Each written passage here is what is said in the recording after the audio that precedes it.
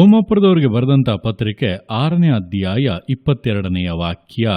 ಈಗಲಾದರೂ ನೀವು ಪಾಪದಿಂದ ಬಿಡುಗಡೆಯನ್ನು ಹೊಂದಿ ದೇವರಿಗೆ ದಾಸರಾದದ್ದರಿಂದ ಪರಿಶುದ್ಧರಾಗಿರುವುದೇ ನಿಮಗೆ ಫಲ, ಕಡೆಗೆ ದೊರೆಯುವಂಥದ್ದು ನಿತ್ಯ ಜೀವ.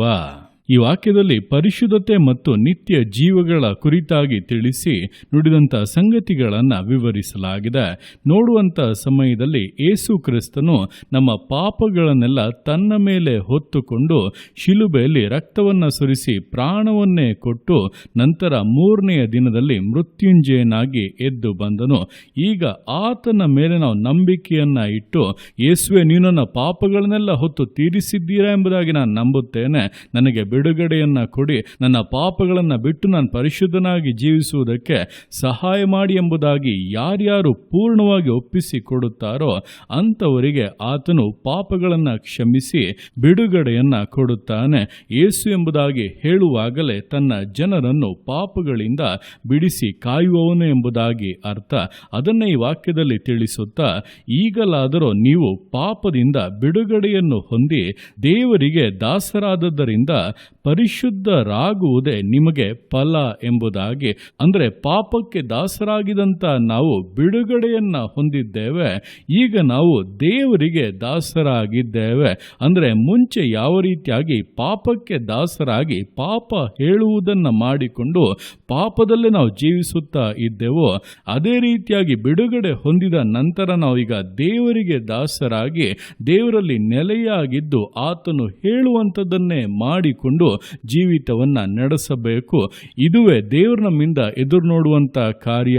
ಯಾವಾಗ ನಾವು ದೇವರಿಗೆ ದಾಸರಾಗಿ ಆತನಲ್ಲಿ ನೆಲೆಗೊಂಡವರಾಗಿ ಆತನು ಹೇಳುವಂತ ಕಾರ್ಯಗಳನ್ನೇ ಮಾಡುತ್ತೇವೋ ಆಗ ನಮಗೆ ಸಿಕ್ಕುವಂತ ಪ್ರತಿಫಲವು ಪರಿಶುದ್ಧತೆಯಾಗಿದೆ. ಅಂದ್ರೆ ನಾವು ಪರಿಶುದ್ಧರಾಗಿ ಮಾರ್ಪಡುತ್ತೇವೆ. ದೇವರ ಯೋಚನೆಗಳನ್ನು ಹೊಂದಿದವರಾಗಿ, ದೇವರು ಹೇಳುವ ಕಾರ್ಯಗಳನ್ನು ಮಾಡುವವರಾಗಿ ದೇವರನ್ನೇ ನಮ್ಮ ಮುಂದೆ ಇಟ್ಟುಕೊಂಡಿರುವುದರಿಂದ ಯಾವುದೇ ಪಾಪದ ಕ್ರಿಯೆಗಳು ಕೂಡ ನಮ್ಮಲ್ಲಿ ಜಯ ಹೊಂದುವುದಕ್ಕೆ ಆಗದೆ ಅದೆಲ್ಲವೂ ಅಡಗಿ ನಾಶವಾಗಿ ಹೋಗುತ್ತದೆ. ನಾವಾದರೂ ಕ್ರಿಸ್ತನ ಮೂಲಕವಾಗಿ ಪರಿಶುದ್ಧತೆಯನ್ನ ಫಲವಾಗಿ ಹೊಂದಿಕೊಳ್ಳುತ್ತೇವೆ. ಆ ಮಾರ್ಗದಲ್ಲಿ ನಾವು ದೃಢವಾಗಿ ನಡೆಯುತ್ತಾ ಕೊನೆಗೆ ನಮಗೆ ಸಿಗುವಂಥದ್ದು ನಿತ್ಯ ಜೀವವಾಗಿದೆ.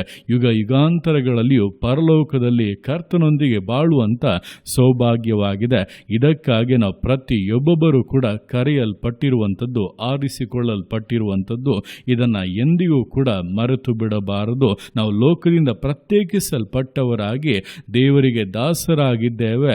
ಆತನಲ್ಲಿ ನೆಲೆಗೊಂಡು ಆತನಿಗೆ ವಿಧೇಯರಾಗಿ ಜೀವಿಸುವುದರಿಂದಲೇ ನಮ್ಮಲ್ಲಿ ಪರಿಶುದ್ಧತೆಯು ಫಲವಾಗಿ ಪ್ರಕಟವಾಗಲಿದೆ. ಅದರ ಅಂತ್ಯದಲ್ಲಿ ನಿತ್ಯ ಜೀವನ ಸಂತರಿಸಿಕೊಳ್ಳುತ್ತೇವೆ ಎಂಬುದನ್ನ ಅರಿತು ಈ ದಿವಸಗಳಲ್ಲಿ ಯಾವುದೇ ದುರುಪದೇಶಗಳಿಗೆ, ವಂಚಿಸುವಂತ ಕಾರ್ಯಗಳಿಗೆ ಅವಕಾಶವನ್ನ ಕೊಡದೆ ದೇವರ ವಾಕ್ಯದಲ್ಲಿ ಹೇಳಲ್ಪಟ್ಟಂತೆ ಪರಿಶುದ್ಧತೆಯನ್ನು ಫಲವಾಗಿ ಹೊಂದತಕ್ಕಂತೆ ದೇವರಿಗೆ ವಿಧೇಯರಾಗಿ ಆತನ ಮಾರ್ಗದಲ್ಲಿ ನಡೆಯುತ್ತಾ ಯೇಸು ಕ್ರಿಸ್ತನ ಮೇಲೆ ದೃಷ್ಟಿಯನ್ನ ಇಟ್ಟು ನಿತ್ಯ ಜೀವನ ಬಹುಮಾನವಾಗಿ ಪಡೆಯತಕ್ಕಂತೆ ವಿಧೇಯತೆಯಿಂದ, ದೃಢತೆಯಿಂದ, ಸಮರ್ಪಣೆಯಿಂದ ವಿಶ್ವಾಸ ಜೀವಿತಗಳನ್ನು ಮುನ್ನಡೆಸೋಣ.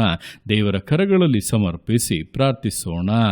ಯೇಸುವೆ ಸ್ತೋತ್ರ ರಾಜ, ಕೊಟ್ಟಂತ ಈ ದಿವಸಕ್ಕೋಸ್ಕರ ಸ್ತೋತ್ರ ಕರ್ತನೆ.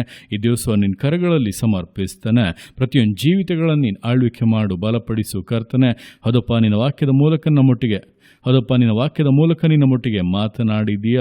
ಈಗಲಾದರೂ ನಾವು ಪಾಪದಿಂದ ಬಿಡುಗಡೆಯನ್ನು ಹೊಂದಿ ದೇವರಿಗೆ ದಾಸರಾದದ್ದರಿಂದ ಪರಿಶುದ್ಧವಾಗಿರುವುದೇ ನಮಗೆ ಫಲ, ಕಡೆಗೆ ದೊರೆಯುವಂಥದ್ದು ನಿತ್ಯ ಜೀವ ಎಂಬುದಾಗಿ ಹೇಳಲ್ಪಟ್ಟಂತೆ ಈ ದಿವಸಗಳಲ್ಲಿ ಪಾಪಗಳಿಂದ ಬಿಡುಗಡೆಯಾಗಿ ಅಪ್ಪ ನಾವು ನಿಮಗೆ ದಾಸರಾಗಿದ್ದೇವೆ, ನಿಮ್ಮಲ್ಲಿ ನೆಲೆಗೊಂಡಿದ್ದು ನೀವು ಹೇಳುವಂಥ ಕಾರ್ಯಗಳನ್ನು ಮಾತ್ರವೇ ನೆರವೇರಿಸುವಂಥ ಒಂದು ಜೀವಿತವನ್ನು ನಡೆಸುವುದಕ್ಕೆ ಸಮರ್ಪಿಸುತ್ತಾ ಇದ್ದೇವೆ. ಸಮರ್ಪಿಸಿರುವಂಥ, ಈಗ ಸಮರ್ಪಿಸ್ತಾ ಇರುವಂಥ ಒಬ್ಬೊಬ್ಬರನ್ನಪ್ಪ ನೀನು ಆಳ್ವಿಕೆ ಮಾಡು ಕರ್ತನೆ.